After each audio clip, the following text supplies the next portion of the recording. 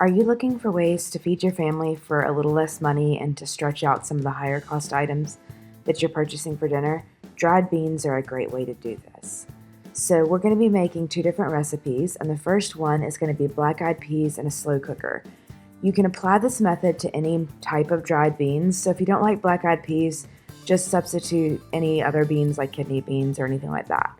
The first step is going to be to sort out the beans and make sure there's no bad beans or rocks or anything like that, because they do grow in the ground and so things like that can get into them. After that, you're going to put them into a bowl and then cover those with water plus about 2 inches.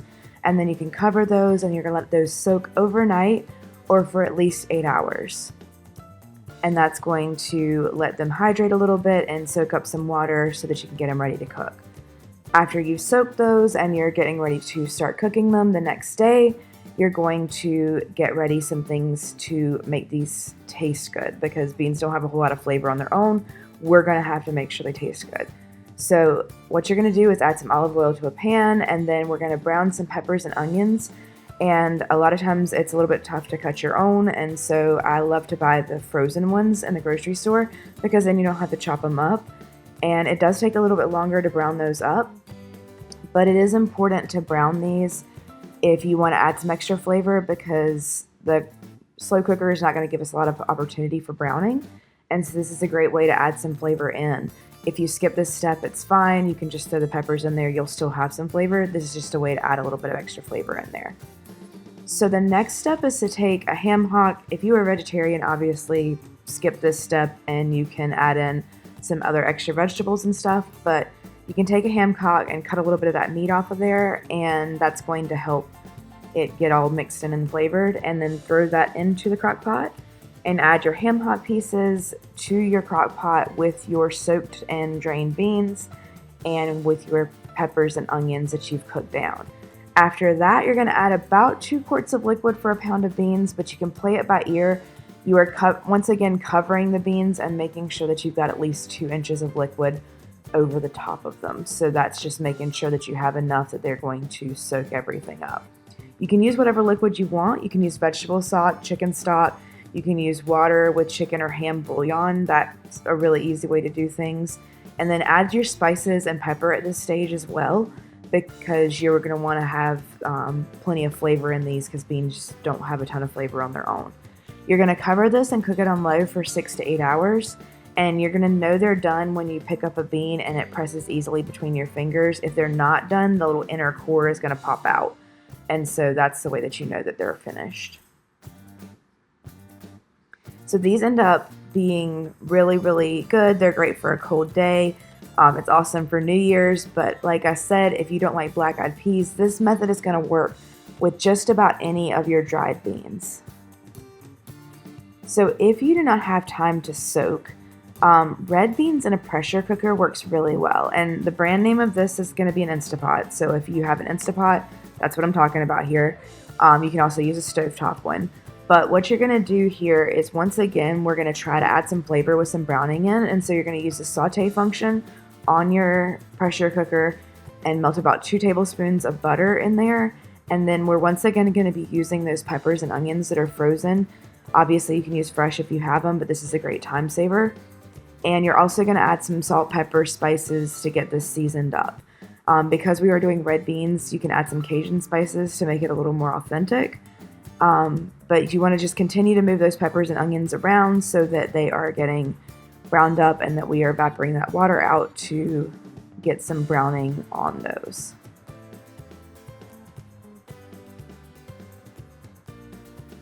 So after that, you're going to cut your smoked sausage into pieces.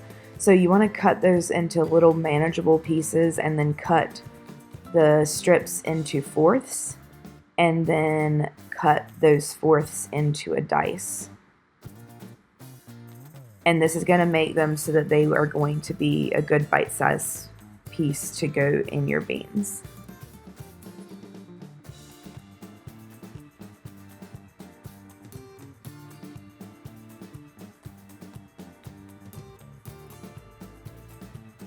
And as you are cutting this, kind of keep moving things off your cutting board, because the cleaner your cutting board is, the less likely you are to get injured. So keep on moving those into your bowl as you are working. So once you have diced your sausage, this is going to be a very sausage heavy dish, and if you are plant-based, you can use plant-based sausage, or just leave this out, whatever works for your particular recipe. But you're going to add about a pound of ground sausage and then cook that until it's brown and crispy. Every time that we are cooking this browning, that is an opportunity to add flavor. Once we add the liquid, we can't get that flavor back, so you always want to brown in each step if you can. Then you're going to add that smoked sausage in and get that brown and crispy as well.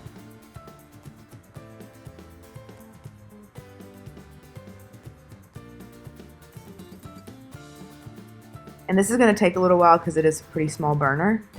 And then after that is browned up, you're going to add a pound of dry red beans. These you don't have to soak, you don't have to do anything to unprep them. You can just add them straight in there. You are going to want to check those for any bad beans though. And then you want to stir those up so they're all throughout the sausage. And then you're going to add 2 quarts of stock, water, broth with bouillon, whatever that you need to add your flavor in. And then you are going to add your lid on there, and that is going to be based on the directions for your particular thing. Make sure you're looking at your instructions. These can have some safety issues and stuff, so you want to make sure you're following your instructions very, very carefully. Also, don't fill past the max fill line because it's going to be very, very messy to clean up when you're done. So then you're going to set your pressure cooker to 99 minutes. And why did I choose 99 minutes? Because that is the maximum amount of time that my pressure cooker goes to.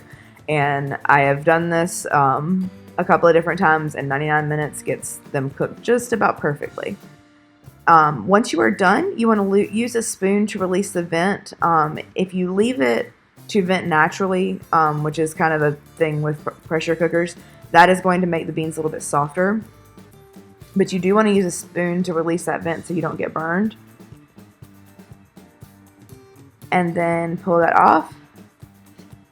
And the lid will not let you open it until the pressure is released. And so if it's not letting you open the lid, that just means that it has not released enough pressure yet. So these are 2 really, really easy ways to make some beans that you don't have to babysit as much. They are great for warmer weather. They're also really, really great if you're trying to save some money on your grocery budget. So I hope they are something that can help out your family. Thank you so much for joining me on Mixing with Merks. Don't forget to like, comment, share this video out, and subscribe. This helps out our channel a whole lot.